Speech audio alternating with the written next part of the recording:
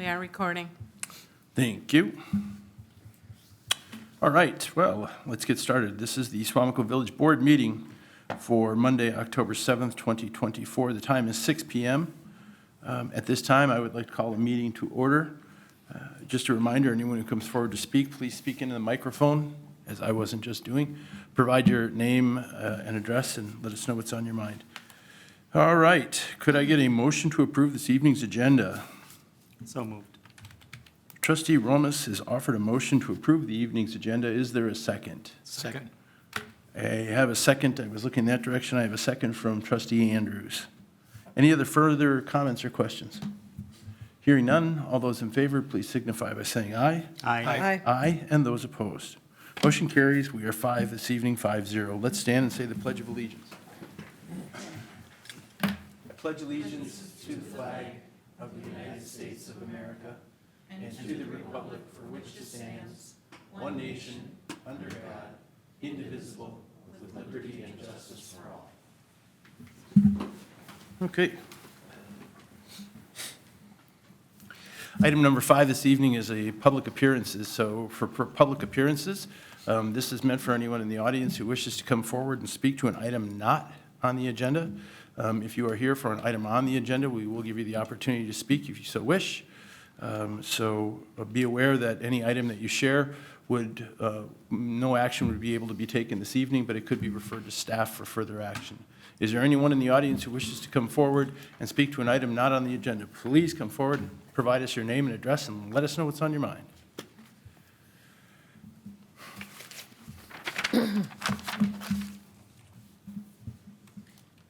My name is Barb DeLyden Landis. I'm at 2785 Scotch Pine Trail.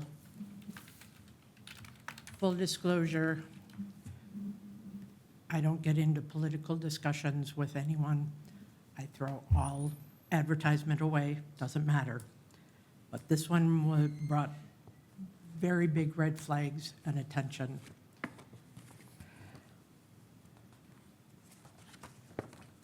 It is asking for absentee ballot. It has information printed into it, my husband's name, going back to Suamico clerk, listed as the Brown County clerk.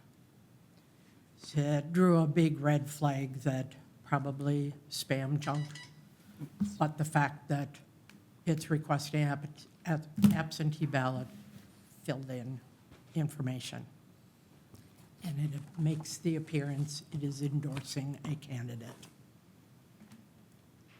Thought clerks are nonpartisan, and this didn't come across that way. Did you, I'm assuming you examined that very carefully. So does it state who that is sponsored by? Yes, Women Speak Out PAC from Virginia. Mm-hmm. And it got me kind of upset. So Clerk Bartoletti or Administrator Caker, have either of you had any complaints on this or heard of this before? There have been a lot of third-party things that are going out into the mail requesting registrations, absentee ballot information, endorsing candidates. So we have seen a lot of activity with that. When we do get things within our office, we do have to reach out, especially for registration and for absentee ballot application. We reach out to the applicant to make sure that it is actually the applicant that is either registering or requesting an absentee ballot, and then we proceed from there. If it's not a complete application, we inform them of what they need to do in order to get a complete application. So it is hard. I know from my aspect as well, the third parties don't know Wisconsin law. They don't care about Wisconsin law. They just want to do what they want to do. Some of them have gone through the WEC to get some guidance on that and have done it maybe a little bit better than others. But I do understand the concern. I'll also give disclosure too. I took it to the Democratic office today, and they were sending it to an attorney. Yeah. Okay, so it is being looked at. I guess that was my point. I wanted to make sure that it was being looked at. Yeah. I feel like I that's mean, appropriate action. Yeah, and I mean, it wouldn't matter either way. I mean, I'd take it for anybody to, Just one more question for the clerk. Yes. So best entity to refer this to, I understand I understand referring it to the Democratic Party, but there is a absence of partisanship there. So who would be the most appropriate party to refer this to, the Wisconsin Election Commission or DOJ? Yes. Yep, the Wisconsin Elections Commission, I would start there. Do you have any information that you could provide? I do. Why don't I get your telephone number, and I can call you tomorrow with that? President Van Rosen? Yes. Could we see that? Would that be acceptable for us to? I mean, we certainly can. Okay. We'll get it, maybe we can get it. I mean, I just was trying to resolve this without really going into the item in too much. Oh, no, I gotcha. I'd be curious to get a copy of it. Just wanted to give her any information. Yep, you're good.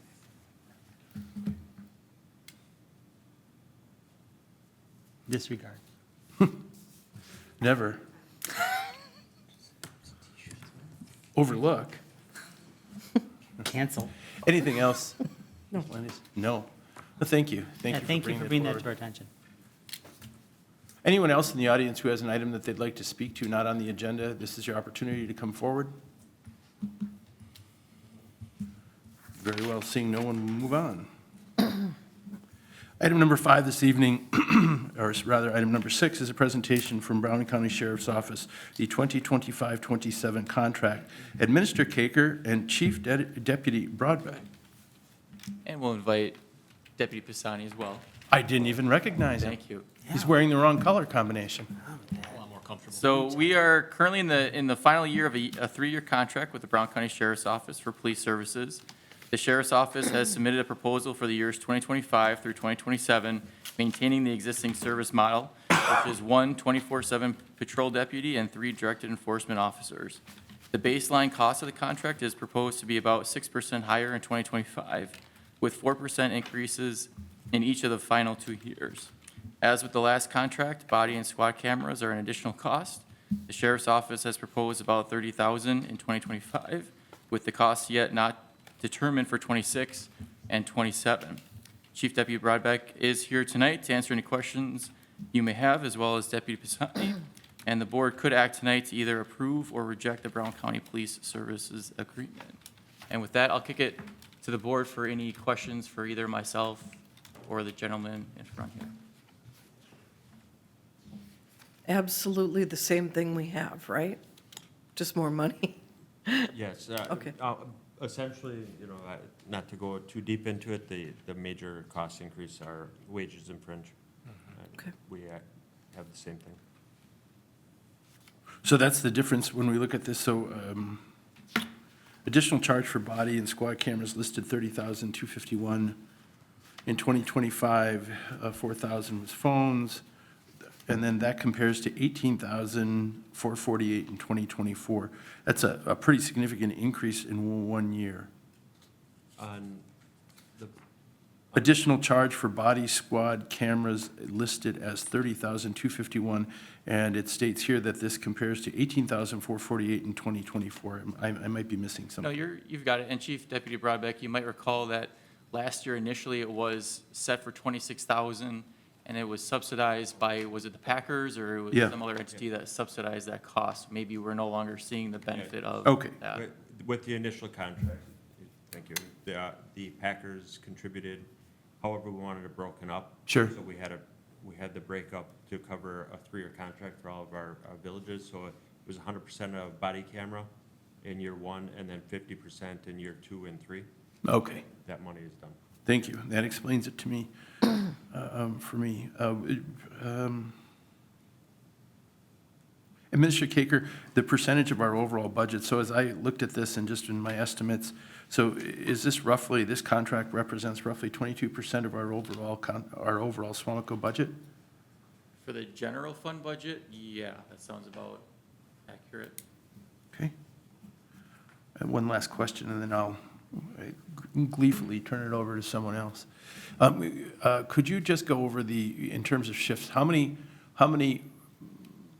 deputies do we have on at any given time here in the village of Suamico? We have one guaranteed 24 hours a day. That's your primary patrol officer. Yep. And then that's backfilled. So anytime that officer is off, another officer from the county comes in. So you're always guaranteed to have that one officer, one squad car. And the 3 directed enforcement officers, each work individually, varying times throughout the day, varying days throughout the week. Those are not backfilled. So those are counted as one FTE. Okay, so they could be 3 to 11, they could be Correct. 11 to 7. It all depends on, in terms of the directed enforcement that they're, Exactly. okay, okay. And that, as long as I've been here, that's been unchanged.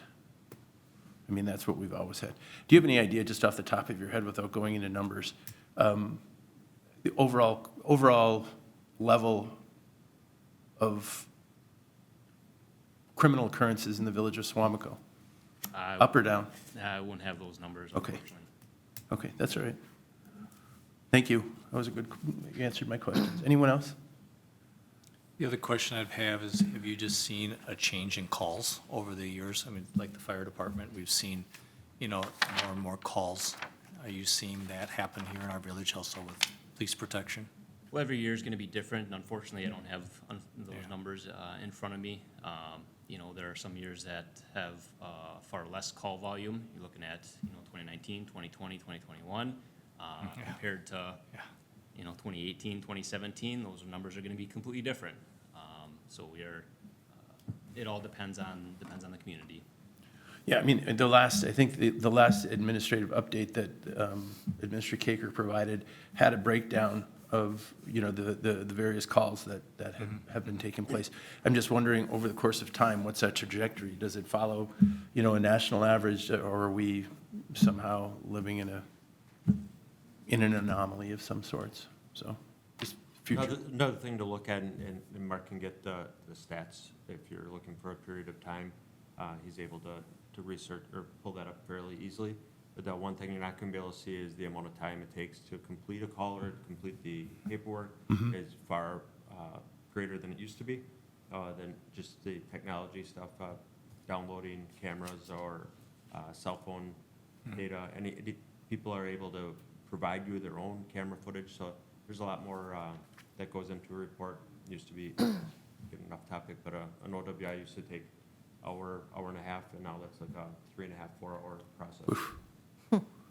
I'm glad you pointed that out. I'm glad you pointed that out, because there is a lot more that goes into a single call with the video recording requirements and et cetera, et cetera. Thank you for bringing that up. Other questions? I actually talked to somebody the other day that was, do you guys ever do much for noise violations, like vehicles? As far as traffic enforcement Yeah, on yeah. vehicles? Yeah. Okay. Just like any other traffic violation, it depends on if the officer's there, what they see, and that action that they would take.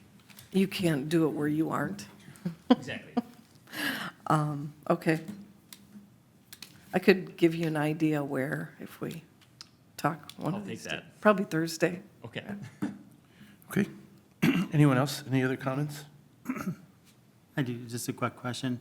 So just to educate me on this body squad cameras, why is there a cost at all? Are they for the hardware, the software, the time it takes to download, upload? I mean, you have the cameras. No, it's similar if you look at like your cell phone plan. Okay. So you can go and you can sign a new plan and get the phone for free, essentially. They don't let you off the hook if you try to leave the contract, but all of the cost is behind the scenes. We have software costs that you would never see. We have redaction, dictation, which helps our records. A lot of people don't know, a random day we might have 30 open records requests for video footage. That would essentially be time for time. So if you had 3 officers on an hour call, that would be 3 hours of watching a video to redact and search for a certain segment of time, where we're able to reduce that significantly based on the software. So that's a cost that goes into our package. So we negotiated the package that we're in now.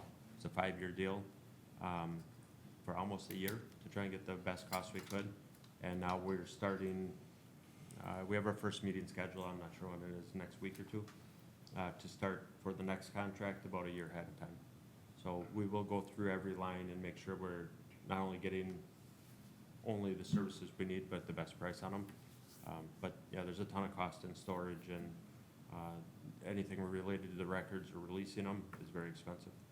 How long do you have to keep that? There's Video? different retention schedule for depending on what it is. So, Okay, yeah, I mean, the county has a retention record policy, so depending on what it's for, how long we have to keep everything.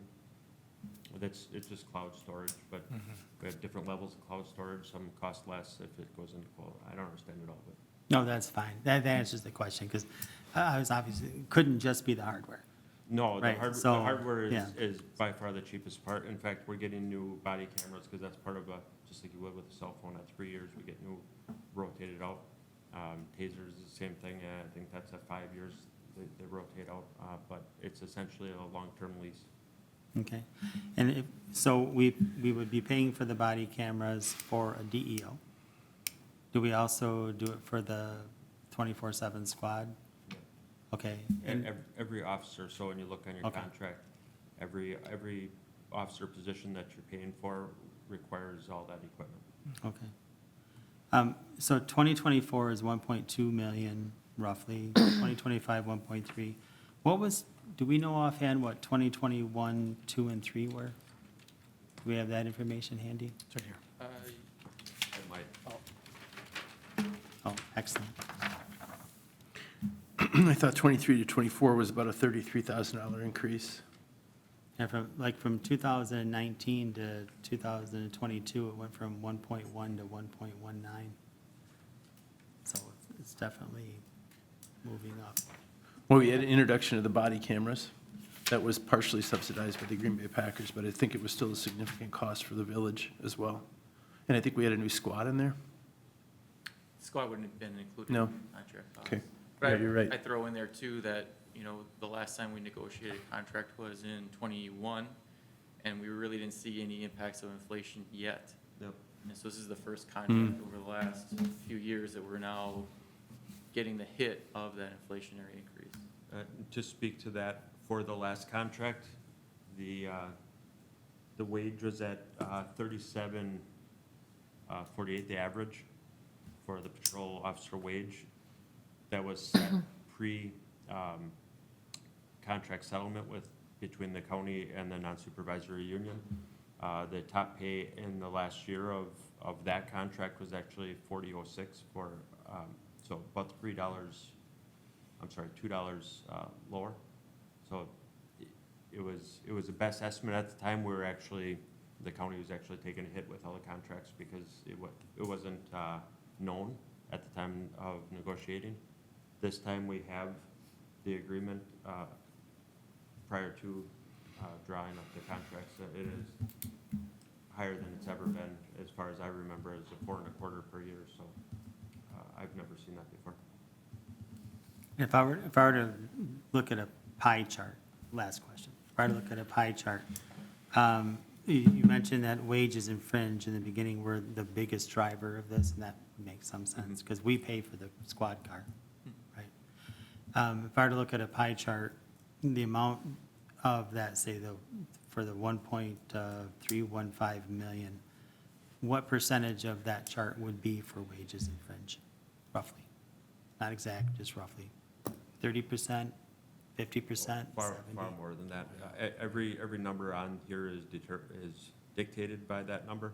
So, yeah, every increase essentially that you saw was because of that. And we could go line by line, but the biggest increases are because of the wage and fringe. So when you do all of the charts, they're all dictated by that. Same thing with hours going down. Hours, the average hours are determined by the actual average amount of hours worked per year by our patrol deputies. So you reduce it by vacation and then all the different leaves of absence that are required federally, and then the ones that they've earned through their contracts. So, those numbers will fluctuate, but yeah, I mean, I wouldn't know that percentage, but a huge portion of the contract. It's a huge portion, I would say, would be, I'm just going to say 75% then. or even higher? I mean, just a ballpark. Yeah, I don't. Yeah, no idea. Okay, that's it. I've never been asked that before, so I can look into Sorry. it. You can easily back into it when we have the numbers, but, anyone else? Nope? Sorry, I'll just add one more comment. Another number I like to look at is the percentage of investigative case assignments to the village. So the Brown County Sheriff's Office has a contract with a number of municipalities in Brown County, and we split the cost of the investigator costs depending on how many calls and cases have been investigated.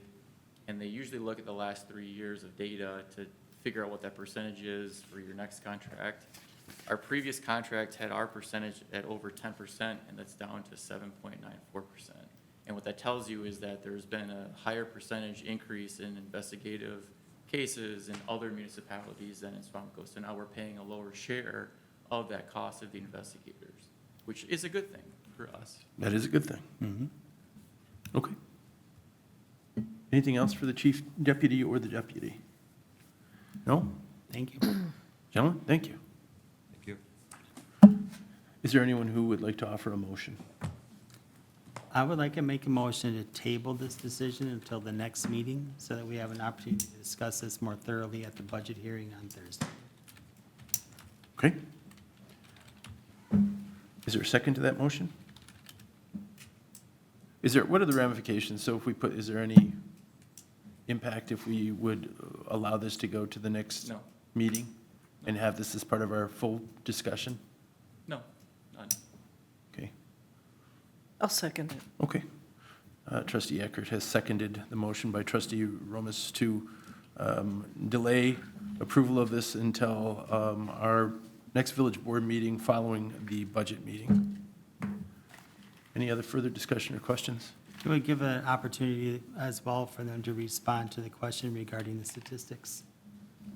And it doesn't harm the village for us to wait a couple weeks, and we'll have a more thorough time to discuss it on Thursday than we do here. That's my rationale for it. Is there, Well, you- don't certain statistics that you're looking for? I think the question was made, statistics regarding crime, and they were going to come back with that. And there's no harm to it. I'm just to wait. asking. No, I know, no, Okay. I'm sorry, don't take it, yeah, I wasn't trying to be that. I'm just saying that there's nothing forcing us to move quickly. We're going to be all together for an entire 8 hours on Thursday, and it might be a good opportunity to just sort of like sit back and, Well, we're hoping it's not a full 8 hours. fair.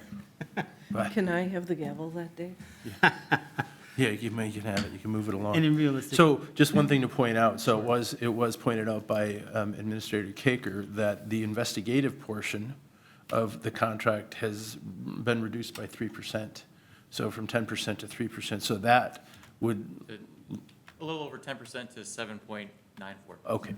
So that reduction would lead one to believe that there has been some sort of reduction in the crimes that are investigatable here, if that's a word. But anyway, there is a motion on the floor from trustee Romas, and there is a second from trustee Eckert to table this following discussion at the budget meeting this Thursday.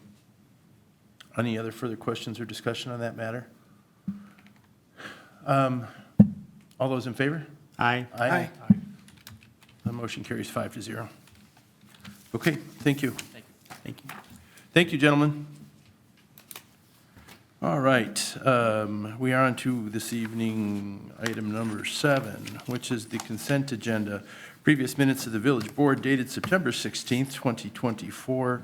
Item B, August 2024 animal control report. Item C, September 2024 municipal court report. Motion to approve? One point of order, one question. sorry. No, you're fine. I'm glad to have your motion to approve. I just had one quick question.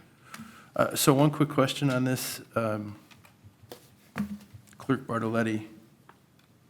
For you, I just wanted to check the vote. So we had a roll call vote to install a new trustee, Nicole McKeefrey. And as I read this vote, it was 3-3. 5-1, right? I see 1 vote that was a nay, and I see 5 votes that were yay. The one I was questioning was trustee Stevens. Did you, I don't remember, did you vote aye in that? Yes. You did. Okay, so the vote is correct. 1, 2, 3, 4, 5. Okay, very good. That was my only question. All right. So then there was, and then I would second trustee Eckert's motion unless there are other questions.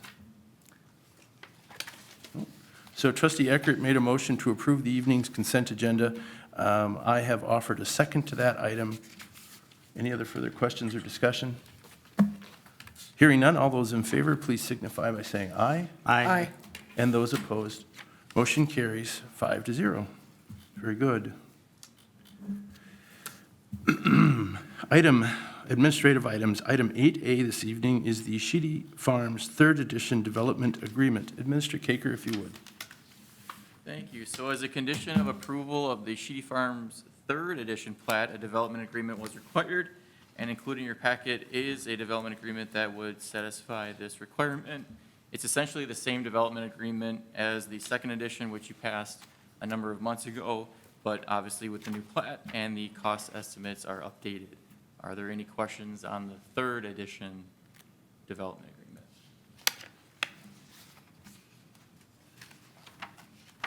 I do not have any. We've visited this a number of times. Anyone else with questions? Otherwise, I'll offer a motion. I'll offer a second. Okay, I would offer a motion to approve the Sheedy Farms Third Edition Development Agreement. And the second?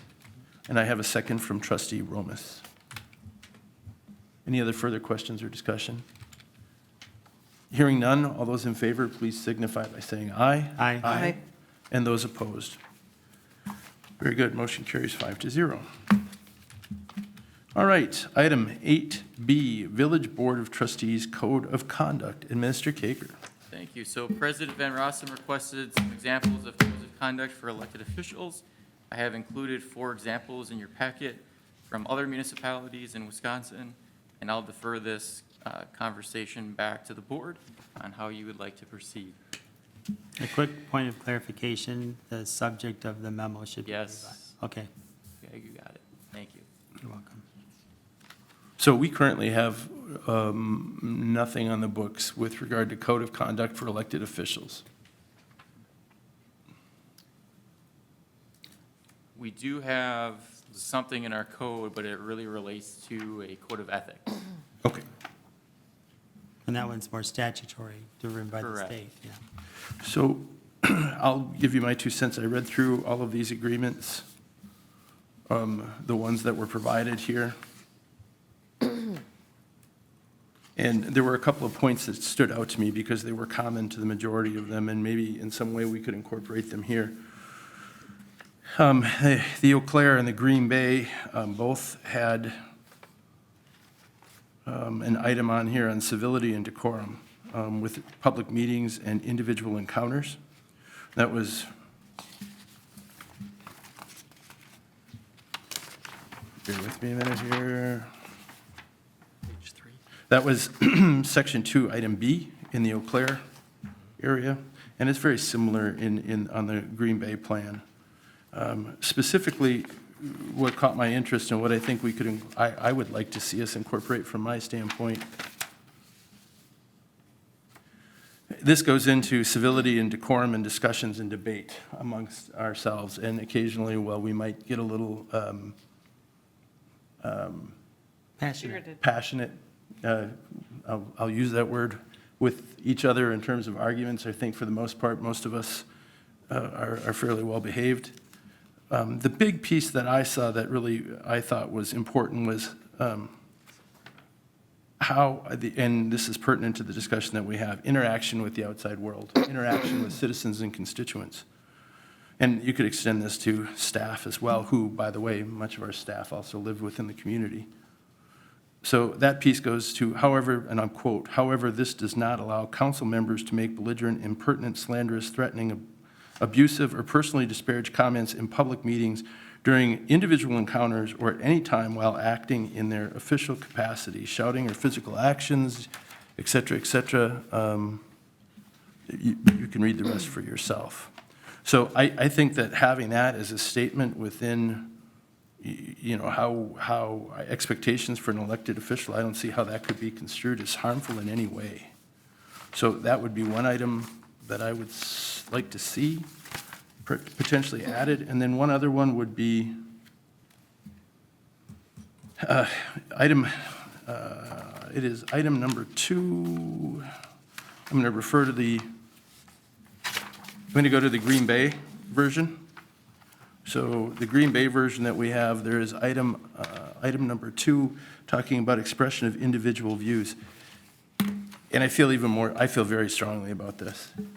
We are all out in the community on a regular basis, and occasionally we are asked for our views or what's going on at the village hall. I get it every time I go to change my oil. You know, what's going on at the village hall.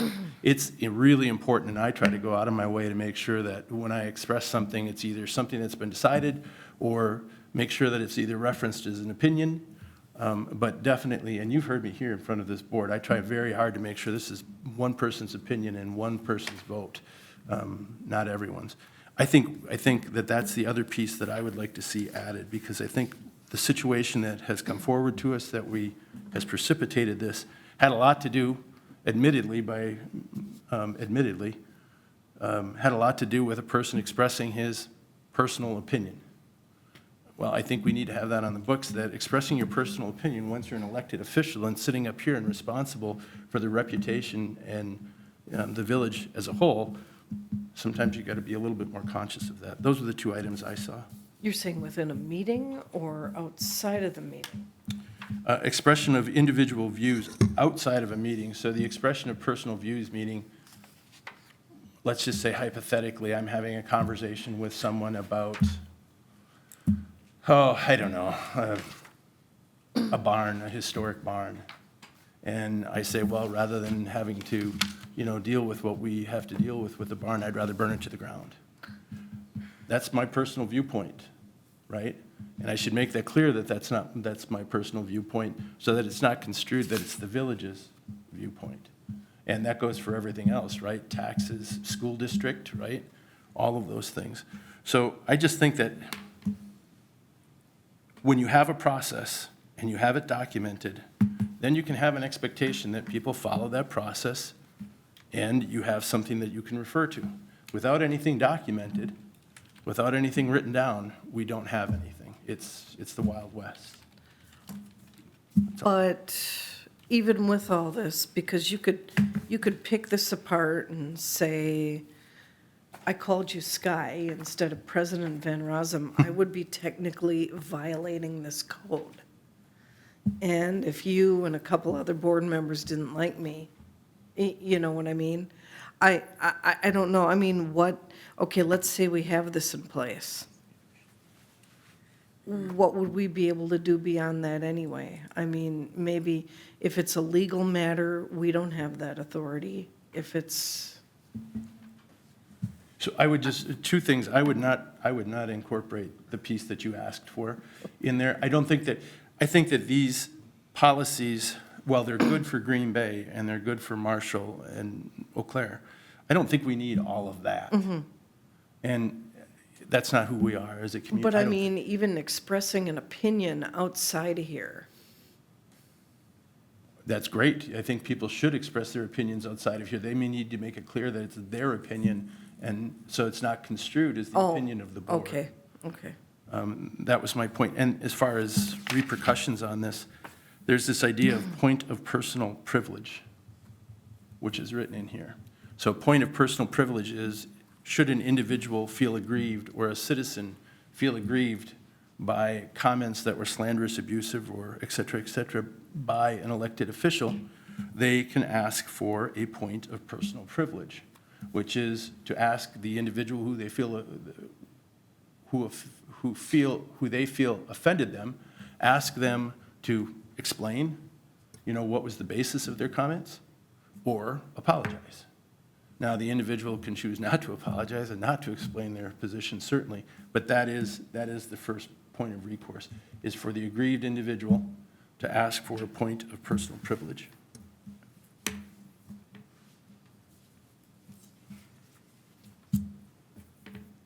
And I think, this is my last point on this, and then I will be quiet, I promise. I think that this is a starting point for this. I think that if we have a foundation for a code of conduct, it sets, and I think it should be limited expectations for elected officials, but it sets some expectations. And I think we have expectations for staff. We have expectations when somebody comes up to the microphone that they are in a civil manner, otherwise we close it off. I think we should have the same expectations for ourselves. Now I'm done. So, Yeah? Oh, please.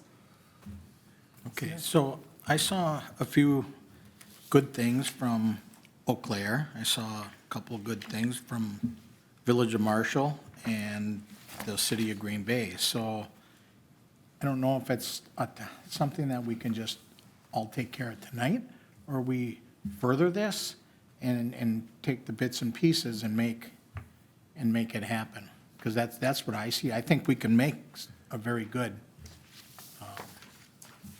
code of conduct here, just taking a few pieces of each.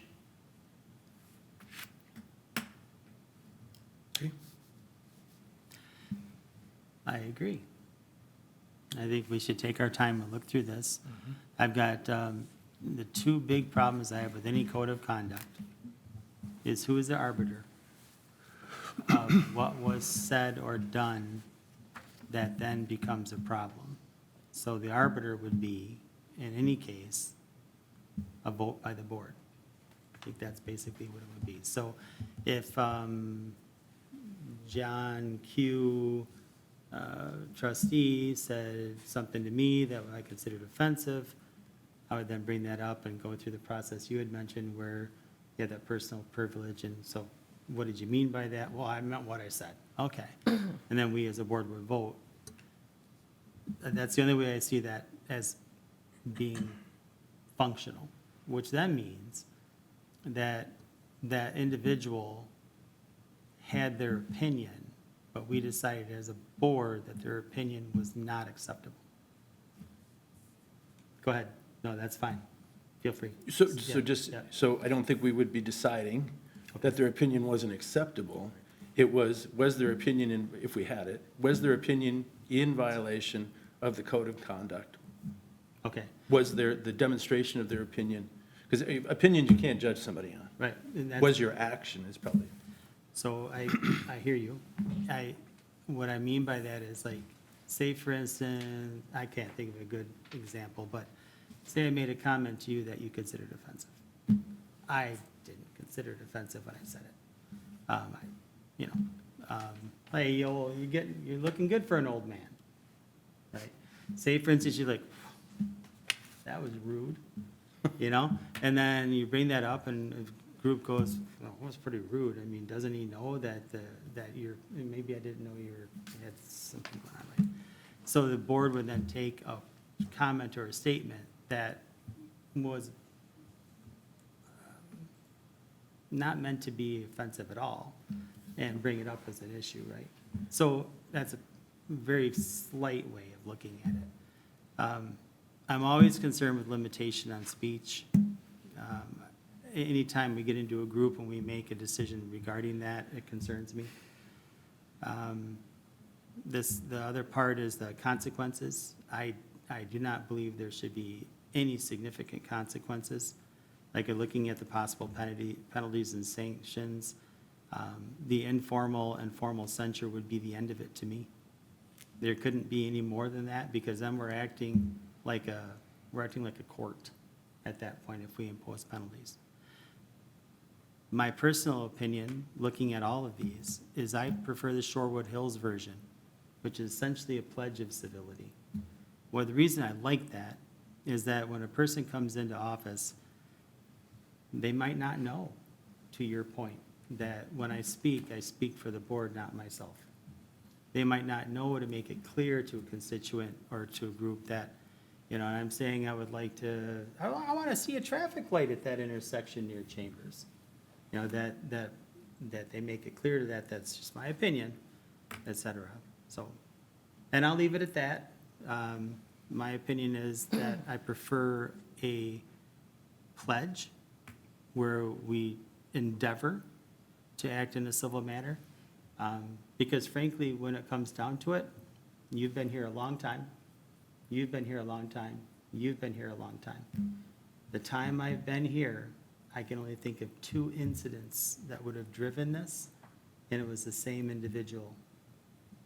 Now, you can speak to your time on the board and tell me, oh, no, actually, there've been many. You know, I don't know. But I think going to a full deal where we actually have penalties and sanctions is going, maybe being a little excessive compared to what we actually went against and why. Okay, now I'm done, I promise. I'll actually slide back from the microphone. So the real question is, for the group, is we can't detail and lay this out tonight, and everybody's gonna have different perspectives of, you know, what we should do, but the question is collectively, do we think we need to make a change? Do we need to make an improvement? And if the answer is yes, then I would motion that we have a committee, start to construct what this would look like, and allow people to have their input. Because designing it from a white sheet of paper is gonna be very complicated. I'm with you. I think we should err on keeping it simple, but there is some more structure than we have today. That's my opinion. But the question is amongst us here tonight is, do we think we should move forward with some type of improvement from what we have today? I agree, and I think the most powerful, the most beneficial a code of conduct or a pledge would be is just educating a new trustee on what the expectations are. I guess I'm not on board with it because it sounds like an awful lot of work to do all this work, form a committee and everything else, and basically, we as a board wouldn't have any more authority to do it, nor should we, do anything different than what we are. If there's a problem, a complaint happens. If there's a complaint that's written, then you'd go to the ethics committee. You look at your ethics committee, they probably don't even know they're on that committee anymore. It's been so long since they've actually met. That's just a lot of work for nothing really changing. A lot of work. But if a situation would occur, at least you have something on paper for the ethics committee to refer to and help them in making that decision. Right now, there is not much.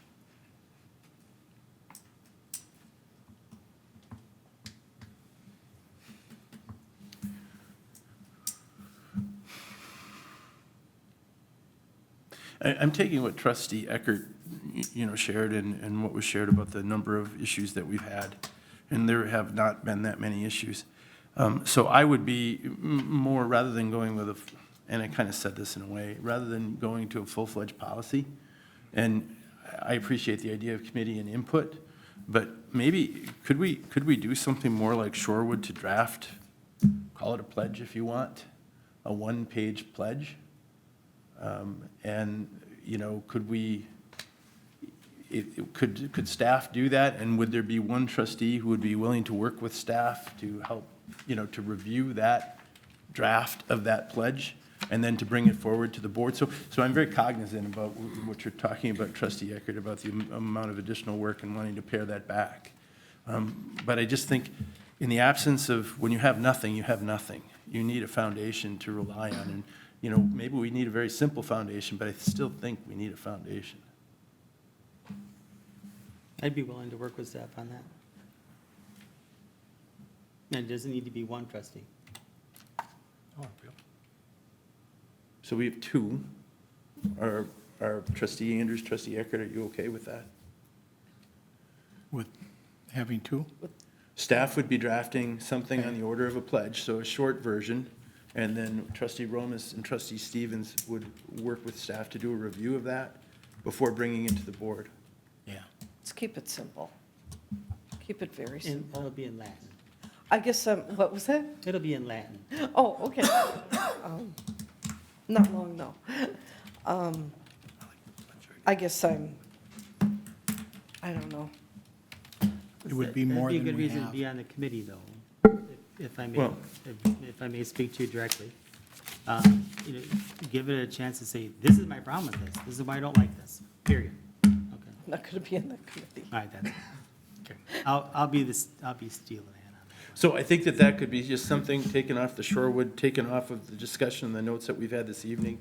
If staff were just to draft something up as a combination of these and then provide it to the two trustees via email for their feedback and then come back with a final version for the board to look at, discuss, and go from there. I'd bring it up as, bring it forward as a first reading. I'm okay with you trying. It doesn't mean I'm going to approve it. That's fine, Okay. Are we okay? better approve it. Oh, Are you sorry, okay? Violation. I believe so. Is that enough direction for staff? Yeah. I believe so. Okay, very good. Steve Dunk's already volunteered to write that.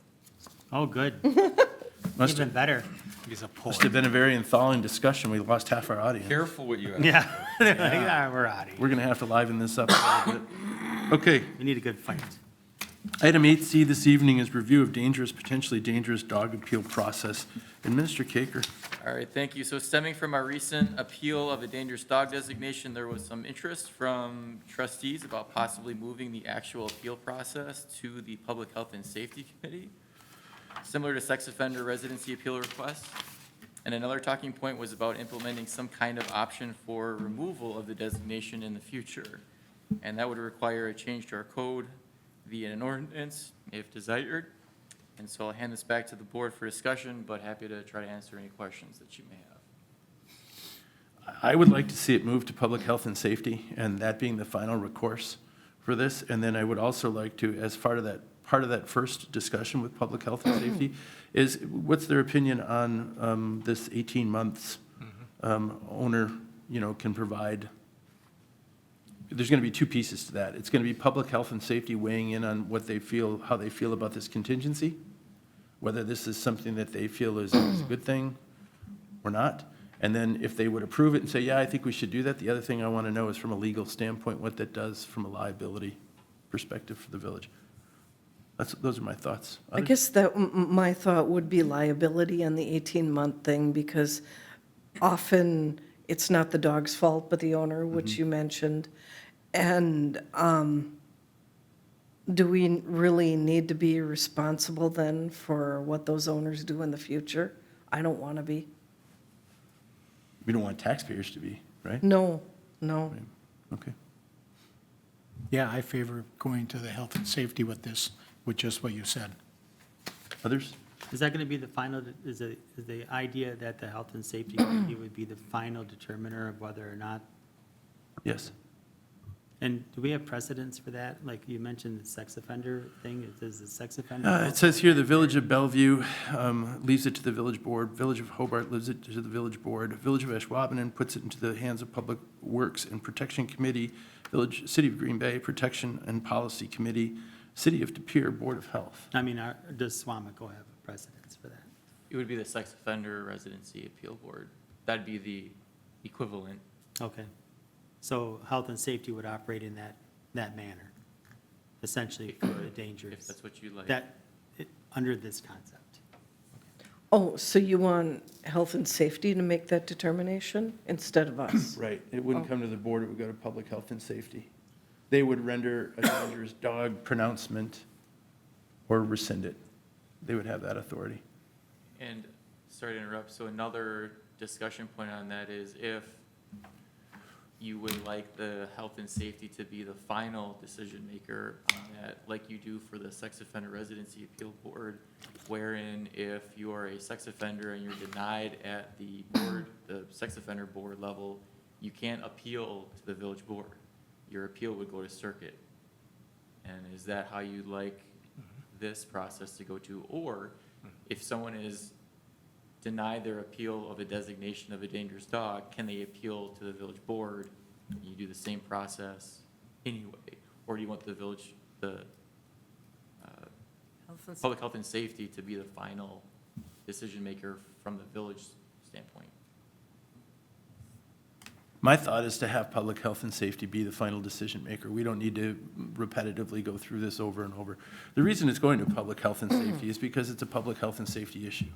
So we've got board members who are coming from all different places. We've got board members who have been bitten in parks. We've got board members like myself who have, multiple dogs and, we've got the full range, right? I think we need a law enforcement aspect to really be looking at that and making this judgment. And I think that does that, because there is so my only concern was always, is there a path to appeal? And there is, and that's to the circuit court. So, I mean, don't get me wrong, I hate doing those. That's probably the worst thing about this job. But are we giving up part of our response. duty because we're not handling it and we're pushing it off on someone else? I didn't really, the reason I brought this forward and thought about it is I don't think we're pushing it off. I think we're putting it in the hands of the individuals who have a better understanding of public health and safety than we do. That was my thought, right? Now, you can make that argument that we have a better sense, probably it'd be a tough one, but I've worked on public health and safety, and I know those individuals, and I have the highest respect for, our law enforcement individuals who were there, and for those individuals. I just think that their core competency, our core competencies are budgets. Sure, we'll do $1.2 million to approve, your police contract. That's where we come in, right? Where they come in is public health and safety, and, is this dog a real threat or isn't it? That's one board person's opinion. And I do think we do serve a purpose beyond, we are here as the elected body for constituents to bring up a concern about a decision that's been made by a member of the village. But in this case, the circuit court would also serve that purpose. My concern on the whole ordinance is that potentially dangerous and dangerous were melded together into one. And I think that's too broad. I rest my case. I'm not sure where we came to a rest on this, so I guess we can look for, are there more comments or questions? No? No? I will offer a motion to take this to public health and safety. The first piece of it, moving this dangerous dog decision to public health and safety. If they have concerns that they'd like to raise, they can certainly raise them to the board and we can discuss those. But otherwise, I'd like to see them move this to their purview and have them discuss this idea of the 18 months consideration of dangerous dog designation. I'll second that. So I have a motion on the floor. I have a second from Trustee Anders. Trustee Eckert, you look like you had something on your mind. I guess I'm going to vote against it because of the 18-month thing.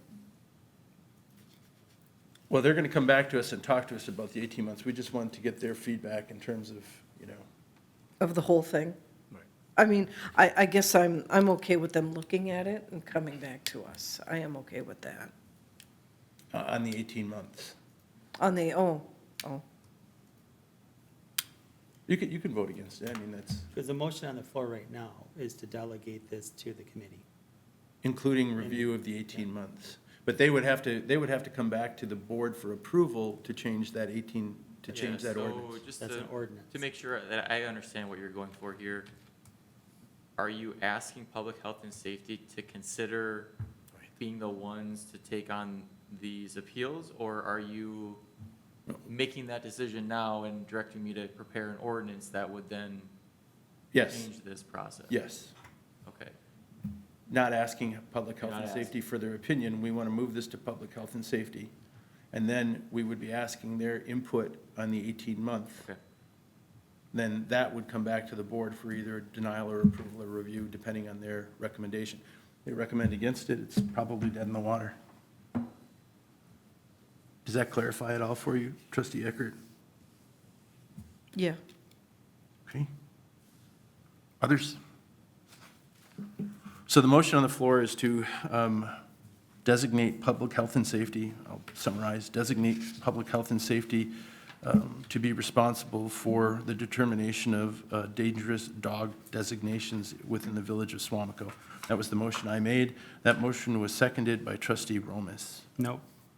Stevens. Stevens, sorry, thank you. That's okay. All right, I would have seconded it, but he beat me. let's do a roll call.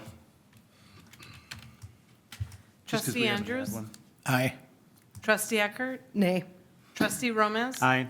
Trustee Stevens? Aye. President Van Rossum? Aye. Motion carries 4-1. Okay. Thank you. All right, we are on to item 9A, which is the Howard Suamico Youth Sports Association HISA Facility Usage Agreement. And we get Director Lemke. Thank you. The current facility usage agreement with the Howard Suamico Youth Sports Association, commonly referred to as HISA, expires at the end of '24 calendar year. Renewed agreement will be for the years of '25 through '29. HISA utilizes Calavera Springs Park, Idlewild Park, Ball Diamonds for baseball, softball practices and games, along with the concession stands at each park during games and tournaments. HISA youth flag football practices are held occasionally, mostly at Idlewild Park during the fall, but they play their games over at Nearon. The facility usage agreement allows HISA to have first priority in scheduling ball diamonds as needed during their season. No usage fees are charged to the Youth Sports Association.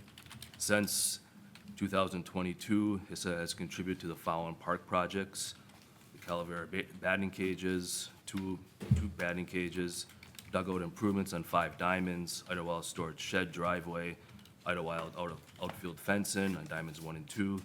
Total contribution is just over $41,000, I said, since 2022. The Village of Suamico Parks and Recreation, Forestry and Trails Committee and HISA Board of Directors have reviewed and approved the proposed facility usage agreement. Edits to the agreement to the prior agreement are in yellow.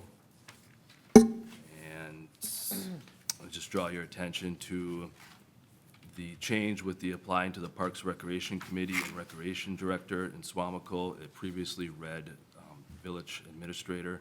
Per Mr. Caker's discretion, I have put Recreation Director in place of the Administrator.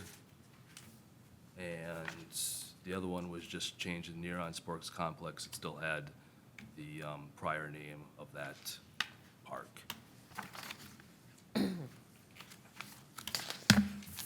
Motion before you is to approve, deny the renewal of the proposed Howard Suamico Youth Sports Association Facility Agreement for 25 through 29. So everything's going to be the same except for what's in yellow? Correct. Okay, thank you. Trustee Anders. So I would, first of all, I'd like to thank HISA for their donations the last few years and, improving,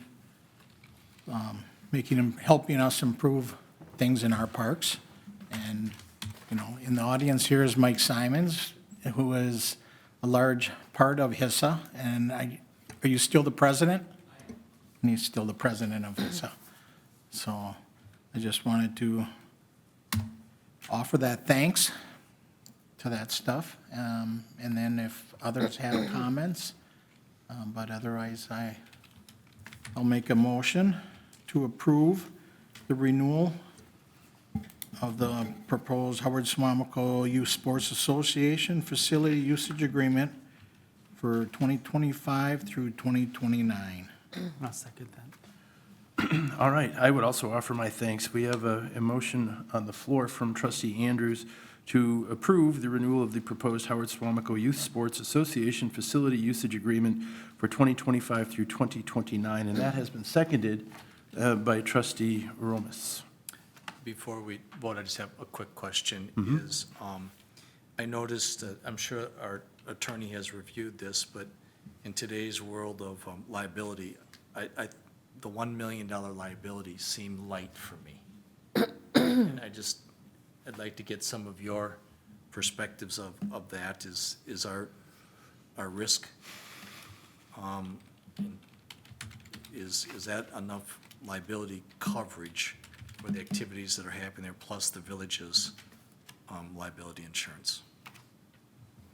I think the best way to answer that question is we can certainly have our general liability insurer look at that and make a recommendation, and you could make a friendly amendment to approve this contract with the blessing of our legal.